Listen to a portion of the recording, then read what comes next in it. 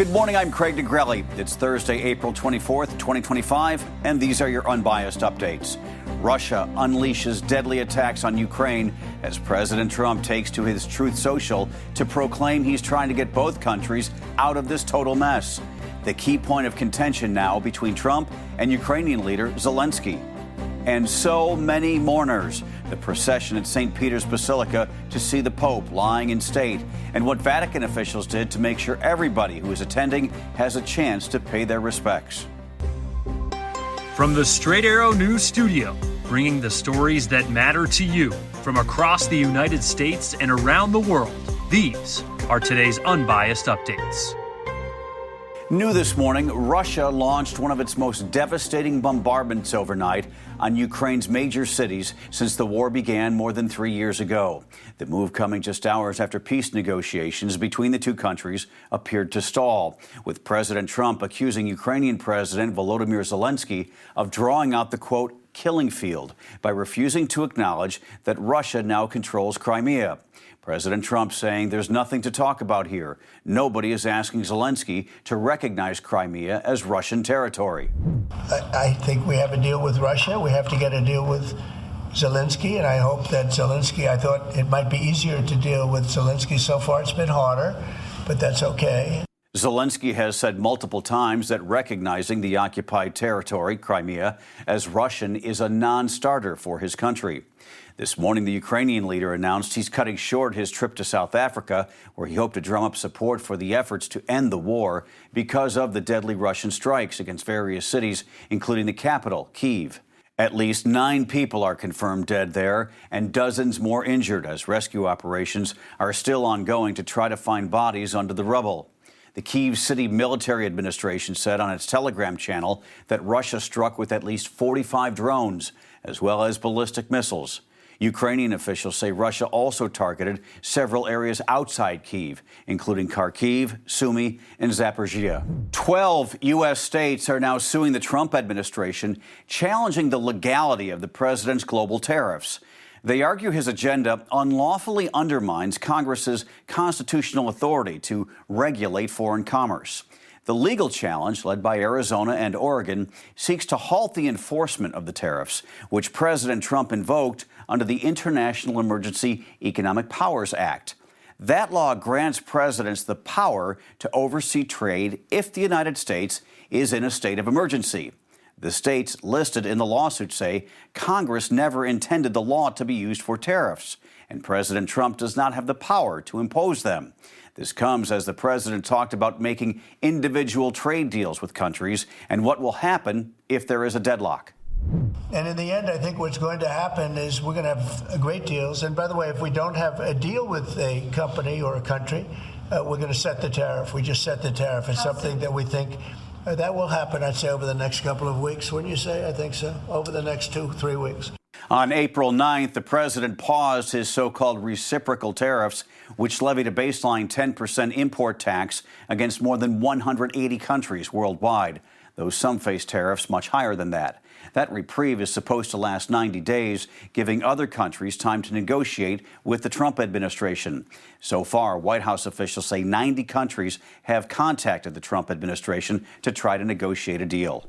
A federal judge has temporarily halted her order requiring the Trump administration to provide information on its efforts to return Kilmar Abrego Garcia to the U.S. from El Salvador. An administrative error led the government to deport Garcia in March. But since then, the White House has been adamant that he is a member of the gang MS-13 and he's not coming back. The judge granted a 7-day stay request from the Trump administration, giving the government more time to provide testimony and documents involving plans to retrieve Abrego Garcia. However, the administration must still provide daily updates on its progress. Meantime, a separate federal judge has ordered the Trump administration to facilitate the return of a 20-year-old Venezuelan man deported to El Salvador after the judge found his removal violated a previous court settlement. U.S. District Judge Stephanie Gallagher, who was appointed by President Trump during his first term, also ordered the government not to remove other people covered by the settlement.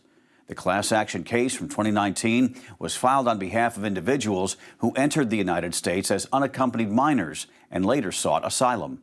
In Vatican City, mourners from across the world continue to arrive and process past the wooden coffin containing the body of Pope Francis at St. Peter's Basilica. There have been so many people paying their respects to the late Holy Father that the Vatican kept the doors of the Basilica open all night. It closed for just 1 hour for cleaning. The head of the Catholic Church died Monday after suffering a stroke that led to heart failure. He was 88. More than 20,000 people paid tribute to the Pope in the first 8.5 hours of viewing on Wednesday. Some of the mourners were in Rome with either church groups or tour groups to celebrate Easter last weekend and have stayed. In some cases, people waited up to 4 hours to get in. A funeral mass will be held this Saturday in St. Peter's Square. The Pope will be buried within the St. Mary Major Basilica as he wanted. Elsewhere, tensions are escalating as New Delhi blames Islamabad for a deadly attack that killed 26 people, mostly tourists, in disputed Kashmir. India now mounting a new diplomatic offensive against Pakistan, saying Islamabad is supporting cross-border terrorism. Pakistan has denied responsibility for the attack, and a previously unknown militant group calling itself Kashmir Resistance has now claimed responsibility.